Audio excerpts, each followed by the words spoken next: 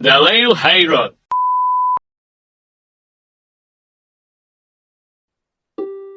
Assalamualaikum, gimana kabarnya sahabat semua? Saya doakan semoga dalam keadaan sehat selalu. Jangan lupa like dan subscribe channel kami ya. Yang subscribe saya doakan semoga masuk surga. Amin ya robbal alamin.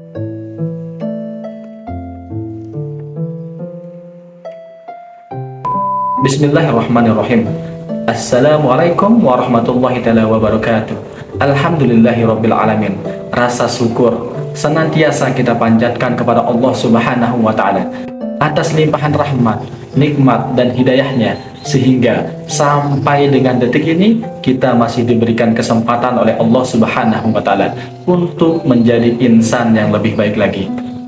Salawat serta salam senantiasa kita panjatkan kepada kekasih Allah Muhammad Sallallahu Alaihi Wasallam, kepada keluarga beliau, sahabat beliau, dan umatnya. Dan semoga dengan salawat yang kita panjatkan menjadi syafaat bagi kita kelak di yaumul akhir. Allahumma sholli ala Sayyidina Muhammad wa ala ali Sayyidina Muhammad. Sahabat dalil khairat yang dirahmati oleh Allah Subhanahu wa taala, fenomena yang menjadi tren di masyarakat sejak dulu sampai dengan saat ini adalah, baik di kalangan orang tua, kalangan remaja, adalah tren gibah atau ngegosip. Dulu gibah terjadi melalui perkumpulan-perkumpulan arisan di warung, tempat jual sayur, dan sebagainya. Dengan teknologi yang ada saat ini, gibah sudah mulai merambat di media sosial. Apalagi dengan kebebasan dalam menggunakan media sosial saat ini, semakin banyak orang yang membuka aib orang lain tanpa menyadari bahwa perbuatannya termasuk gibah. Zaman dulu, orang ngegibah itu cuma di lisan, tapi sekarang tangan juga sudah ikut ngegibah. Pada dasarnya, gibah adalah membicarakan hal-hal yang negatif tentang orang lain dan perbuatan yang tidak ada manfaatnya, waktu yang semestinya digunakan untuk beribadah kepada Allah Subhanahu wa taala, ataupun melakukan kegiatan-kegiatan yang positif atau kegiatan yang bermanfaat, malah waktunya menjadi terbuang sia-sia. Tak jarang seseorang yang gemar menggibah berusaha mencari bahan gibah dengan menyebarkan prasangka-prasangka yang tidak mendasar. Hal ini yang bisa menjadi penyebab utama permusuhan. Seringkali seseorang menggibah orang lain dengan alasan iri dan dengki, apalagi jika pergunjingan itu menyangkut kesenangan-kesenangan yang didapatkan oleh orang yang menjadi korban gibah tersebut. Karena itu, gibah bisa membuat sifat iri dan dengki semakin berkembang. Pada dasarnya, gibah adalah unsur-unsur yang dapat merusak hubungan, baik persahabatan maupun persaudaraan. Kepercayaan antar sesama akan runtuh jika kebiasaan gibah ini terus dilakukan. Akibatnya, hubungan yang tadinya dilandasi rasa percaya, rasa hormat satu sama lain berubah menjadi perselisihan, pertikaian, permusuhan, dan berujung memutus tali silaturahmi. Dalam ajaran Islam, gibah atau bergosip tersebut merupakan perbuatan yang sangat tidak terpuji, dan hukumannya adalah haram dan termasuk ke dalam dosa-dosa besar, karena bisa mengakibatkan putusnya tali silaturahmi, rusaknya kasih sayang, timbulnya permusuhan, dan tersebarnya aib. Bahkan di dalam Al-Quran, surah Al-Hujurat ayat 12, Allah menyamakan orang yang melakukan gibah tersebut dengan orang yang memakan daging saudaranya yang sudah meninggal. Allah Subhanahu wa taala berfirman, Bismillahirrahmanirrahim.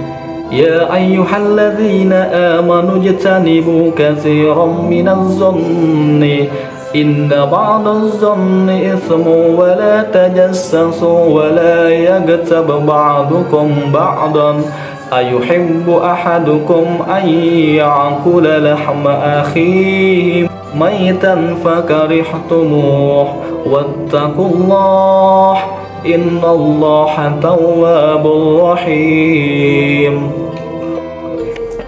Wahai orang-orang yang beriman, jauhilah banyak dari prasangka. Sesungguhnya sebagian prasangka itu dosa, dan janganlah kamu mencari-cari kesalahan orang lain, dan janganlah ada di antara kamu yang menggunjing sebagian yang lain.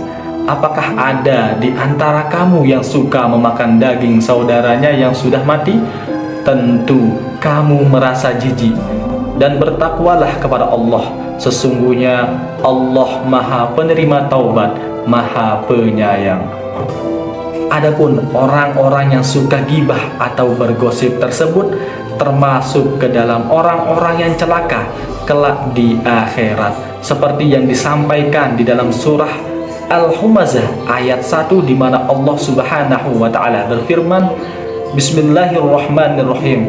Wailul likulli humazatil lumazah. Celakalah bagi setiap pengumpat dan pencela.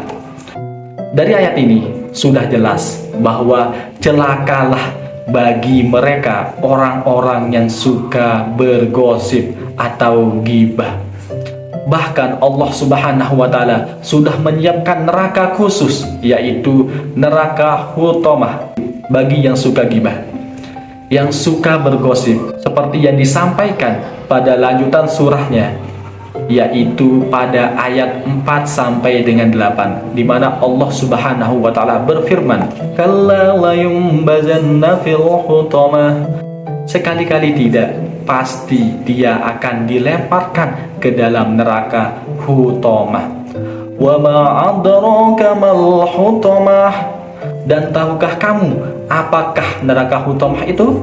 Narullahil muqadah, yaitu api atau azab Allah yang dinyalakan.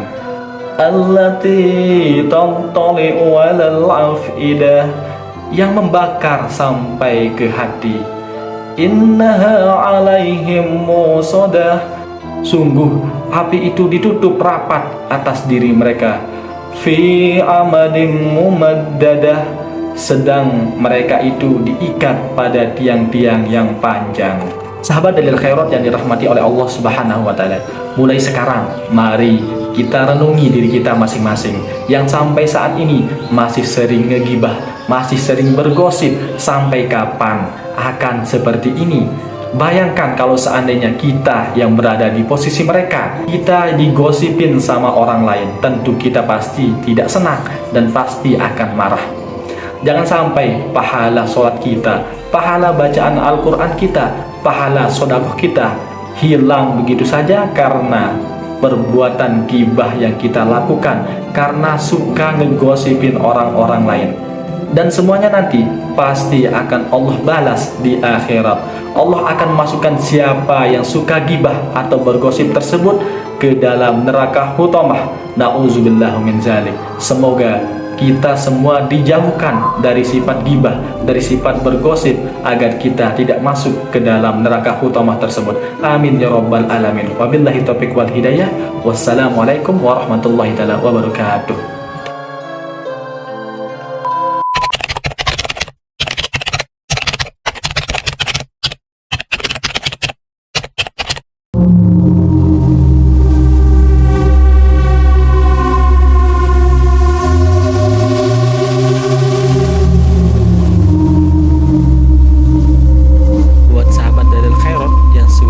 Selesai menonton video kita, semoga video ini bermanfaat dan bisa menambah wawasan kita semua. Jangan lupa like dan subscribe channel kami ya.